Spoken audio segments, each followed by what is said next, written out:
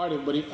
One question that comes up a lot, I get asked this probably more than I'm asked any other question when I'm doing seminars and via email, and people asking here on YouTube and different things or on SBGU is, what is a fundamental? Because I'm always talking all the time about the need to train with aliveness.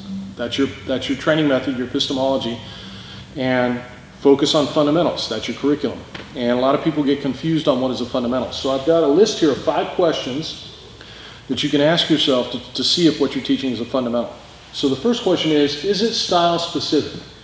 Meaning, is it unique to you, right? An X-guard sweep is style specific.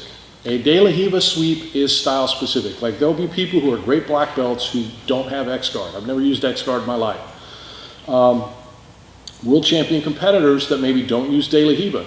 So one of the things is when you're teaching, if you say, well, I like to do this, or this is my sweeps, it's not that those things are forbidden to teach, but the odds of you, someone else in a room full of 100 people, having a similar style to you and being able to use the exact same combinations you use are very low. So what you want to focus on is you want to focus on things that are core fundamentals that everybody needs to know how to use, but that not just specific to your style. Which, by the way, isn't dependent on how you're built. That's another misinterpretation or misunderstanding of jiu-jitsu. You'd be a short, stocky guy with a great guard, tall, lean guy that focuses on takedowns. You never know. It's more personality based. But if you're teaching your style, you're already hurting your students, okay? So how do we know that it's not style specific and that it's truly a fundamental? Well, is it adaptable? Will it change if you put the gi on, take the gi off, go in MMA, or talk about a IBJJF tournament? The fundamentals transcend all those environments. They also transcend culture. There's no such thing as a Japanese choke any more than there's such thing as Canadian geometry, right? The efficient mechanical movements are universal. They transcend culture, they transcend body. There's not going to be a special way for a 260-pound man to do it. That's going to be that a 130-pound woman, for a 130-pound woman to use that I too can't use, right? There's the most efficient way, and it's going to be the most efficient whether you're huge or you're small. There's no such thing as small person jiu-jitsu, right? We're looking for the most efficient technique. The most efficient technique is going to transcend body, geography, culture, era, venue. It's going to be universal.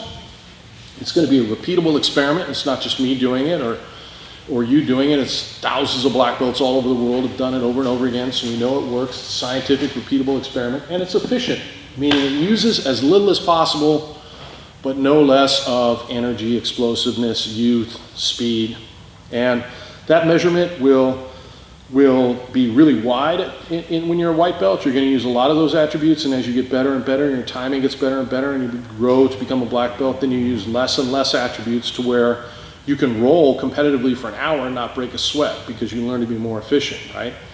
But mechanically, there's more efficient techniques as well, and that's what we're looking for. So is it adaptable? Is it universal, repeatable, and efficient? If it is, it's a fundamental. If it's not, it's not. Is it posture and position based? Okay, so the way I talk about jiu-jitsu is a tree. The base, your connection to the ground, the roots of the tree, your posture, the relationship of your body and position in relation to your opponent's body is the posture, the trunk of the tree. And then from there you have directions of force, never less than 2 or more than 5.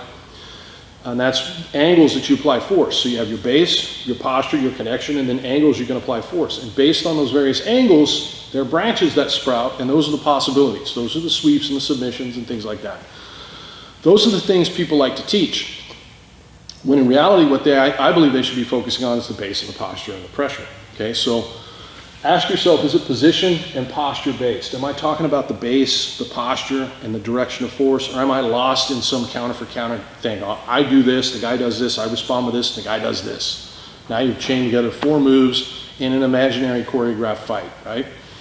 Whereas when we focus on the base, posture, pressure, everybody in the room can drill that, start to work that, and develop their own style. Number 4, is it for fighting?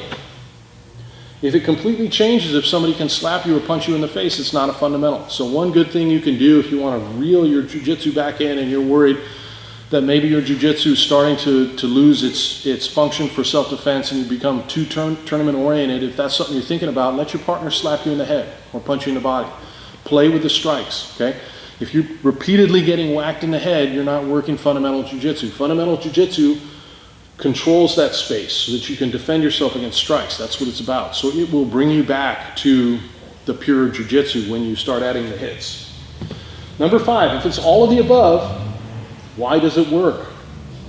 This is a big one. So it's not enough just to know a technique that fits all the above and then pass it along mindlessly to your students. Have you invested the energy to actually understand why it works? Because until you understand why it works, you don't understand it. And when you understand why it works, then you can use the how it works to teach the why it works. So you can use the mechanics of how it works as a tool to teach the students how jiu-jitsu in a broader sense works, okay? So that's how you know if something's a fundamental. It shouldn't be style specific. It should be adaptable. It should be universal, repeatable. It should be efficient. It should be based in posture, base posture and pressure. It should definitely work for fighting. And you should, once you've made sure that your curriculum fits all that criteria, make sure you take the extra step to understand why it works. And once you start to understand why it works, then you'll understand jiu-jitsu at a deeper level, and you'll be a much better coach. Thanks for watching. Make sure you subscribe, hit the bell for frequent updates, because we're updating this every week. And make sure you comment and like and share our videos. We appreciate it, and we definitely try and respond to all the comments. And if you like what we're doing and you like the material, check out SBG University, SBGU, and you're going to see a ton more in much greater depth than what you see here on YouTube. Thank you very much.